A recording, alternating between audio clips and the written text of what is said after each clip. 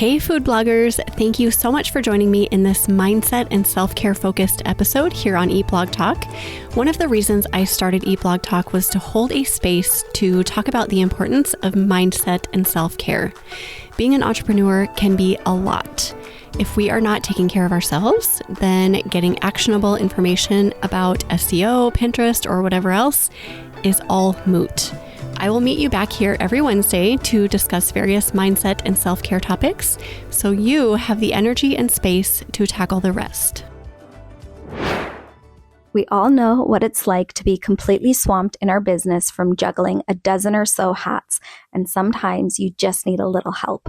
If you're ready to elevate your blog with stunning imagery but lack the time, I got you covered. I'm Ikram, the photographer behind Ikram Ali Photography.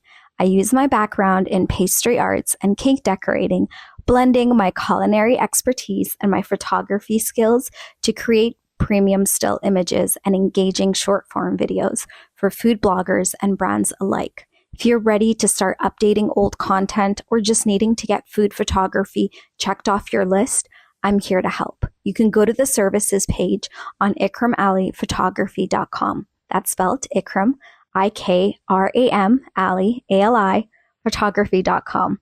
I'm excited about the prospect of working together. Bye, friends. Hello, awesome people. Welcome to this self-care and mindset focused episode of Eat Blog Talk. Thank you for listening and tuning in today. In this episode, we're going to talk about 5 ways to decrease overwhelm. I have a question for you to start the episode, and that is, how is your level of overwhelm in this moment? Do you feel like your project list or your to-do list are about to strangle you? I hate that feeling. Or are you feeling pretty good? Do you not have a ton of overwhelm right now?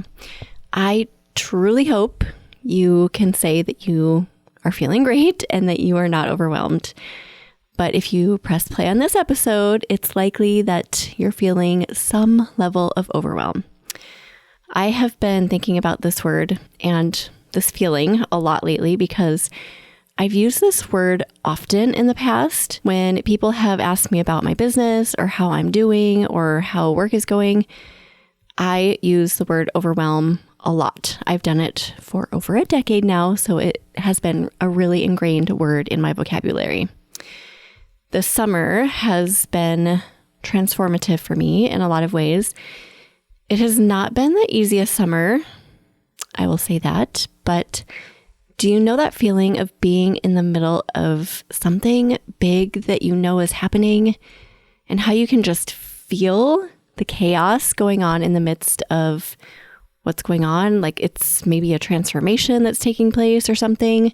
It's really hard to describe, but that's the best way I can think to describe it. That describes my summer in a nutshell.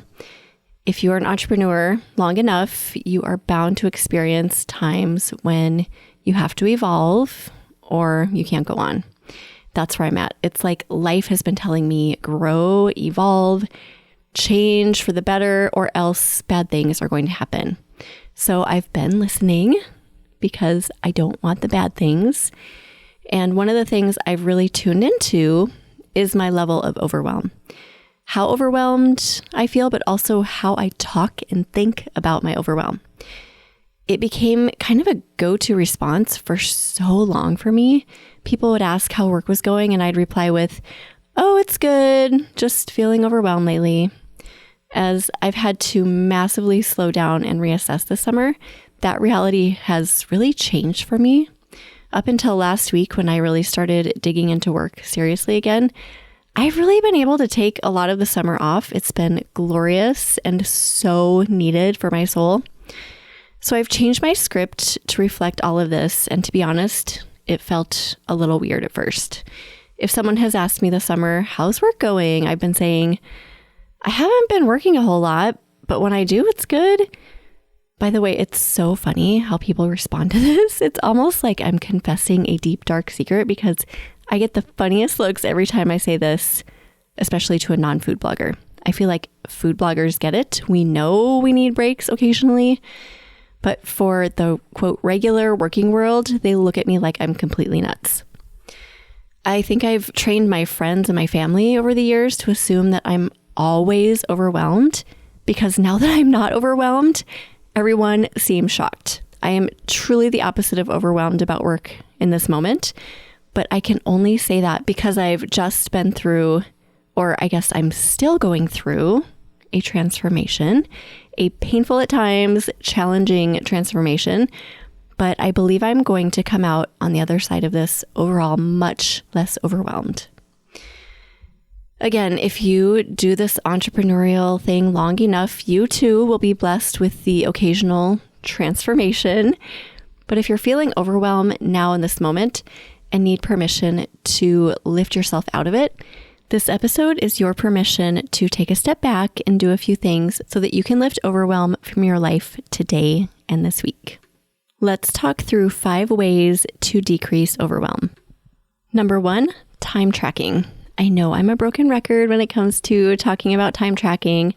This point comes up in a lot of these mindset episodes. Have you noticed that? It's just so powerful. It's so simple, yet very, very powerful. So step 1, if you are feeling overwhelmed in this moment, track everything you do for a minimum of 3 days and preferably 7 days. You can use an app like Toggl, spelled Toggl. It's totally free and so awesome. Or you can just open a Google Sheet. It doesn't matter how you do it, just do it. Start logging your time and logging what you're working on and for how long. And not just what you're working on, but what you're doing with time outside of work as well. It might seem pointless or silly to do time logging, but I promise it'll all make sense when you're done logging. Once you have a time log in front of you, it's like having a gold mine of data right in your fingertips. You no longer have to guess at what you've been spending your time doing. It's all right here, an accurate account of exactly what you've been up to for the past week. Now, comb through this data with a fine-tooth comb. If you use an app like Toggl, it will organize projects and reports for you in a single click. If you create your own method of logging, you'll have to do this yourself. Every time I time log, something shocking pops out at me. When I first started time logging, I remember being blown away by the amount of time I was working each week, not because it was a lot, but because it was a lot less than I'd anticipated. This caused me to explore why I felt so drained all the time, because my hours per week worked did not align with how I was feeling energetically. This caused me to cut back on Zoom calls I didn't need to be a part of. It prompted me to outsource a few things that depleted me. It caused me to really evaluate what was draining me in my business and outside of my business. I think somehow we talk ourselves into believing certain false truths about how we're spending our time. And the magic of time logging is that it's a big, honest truth serum that sets us straight. This truth serum forces us to make changes so we are not as overwhelmed. In my opinion, this is the number 1 and most powerful way to decrease overwhelm. If there's any point you follow through with from this episode, please let it be this one. Number 2, exercise and self-care. This one is kind of a no-brainer, but if you are feeling overwhelmed, a great way to diminish those icky feelings is to get into a daily habit of exercising and performing acts of self-care. Loving yourself and taking really good care of yourself helps to take your mind off the things that are causing overwhelm. Plus, all of those good physical and mental benefits happen inside of you that improve your overall health. If exercise is not something that you typically do, commit to starting with just 10 minutes a day. You can do things like walking, do some yoga, do core exercises, light jogging. Just get started with something. There are so many things you can do to take care of yourself in the realm of self-care. Here are a few ideas. Meditation, just get quiet outside or inside your house. Spend some time in nature, spend time with pets, read a good book, spend some time creating, doing art or journaling or whatever creative endeavors you love. Especially when done with consistency over time, taking care of your mind and body will naturally decrease the overwhelm in your life. Number 3, take a break. 2 meanings come to mind when I say take a break. Number 1, taking a 30-minute or so break on days when you just feel like overwhelm is swallowing you. And number 2, taking a week-long or maybe month-long or more break during seasons of overwhelm. Having a season of overwhelm If you've experienced this, you know exactly what I'm talking about. It is no joke. And it's not healthy for you. It's not healthy for your body or your mind or the people around you. If you recognize that you are just deeply overwhelmed by the season you're in, please commit to taking a break. I have referred a few times to my summer transformation and the fact that I'm currently very underwhelmed in the best way. I never would have gotten here without taking a massive break. I followed my gut with this, and I'm so grateful that I did. I've been in overwhelmed seasons before when I ignored those nudges to take a break. Every single time this led to bad things. So follow your gut with this. Maybe you need a break from social media or just from publishing content on your blog or just being on your blog. It might be really project specific, or it could be more broad, like with my overwhelm and my break this summer. Whatever your gut is telling you, listen, take that break you need, whether it's the 30-minute break in the middle of the day or a month-long break from your business. And when you listen to these nudges, I promise your overwhelm will be more manageable and possibly just go away entirely. Number 4, limit tech and social media. I do not need to tell you about the effects of social media on our minds. Too much of it can cause me personally anxiety, extra tiredness, sadness, and definitely a sense of being overwhelmed. This one is so hard for us food bloggers because we want traction, we want followers, we want increased everything, including engagement, reach, page views, clicks, saves, and money, and so on, which means we need to spend time with phone in hand, with computer open, and sometimes that means being on social media. It's like this vicious cycle. Lots of social media time and tech time leads to all that good stuff. So we don't want to stop, which leads to all the negative stuff. How do we get ourselves off that hamster wheel? Sometimes I think we just need to step off, regardless of what will happen to our reach or numbers or any of that other stuff. This is something we can all just feel inside of ourselves, kind of like when we just feel we need to take a break from a part of our business. If you have that nagging feeling inside, like you should probably take a break from social media or your phone or your computer, listen up and follow that nudge and just do it. That might mean you drastically reduce the amount of time you spend on Instagram daily, or it might mean that you take a month-long break from Facebook and Instagram. Only you know how long of a break you need and from what. I'm here to tell you that your people are still going to be there when you return. I promise they will. The world is not going to end. Nothing in your business is going to explode. And after your return, you will be a much less overwhelmed human, making you so much better when you are ready to show back up again. Number 5, laugh and love. I love this one because it's easy and it's super fun. If I'm in a season of overwhelm and suddenly find myself laughing over an insanely weird board game I'm playing with my kids, I get that feeling like, wow, this is really good for my soul. I need to do this more often. There's so much research done about love and laughter being healing for your soul, including your sense of overwhelm.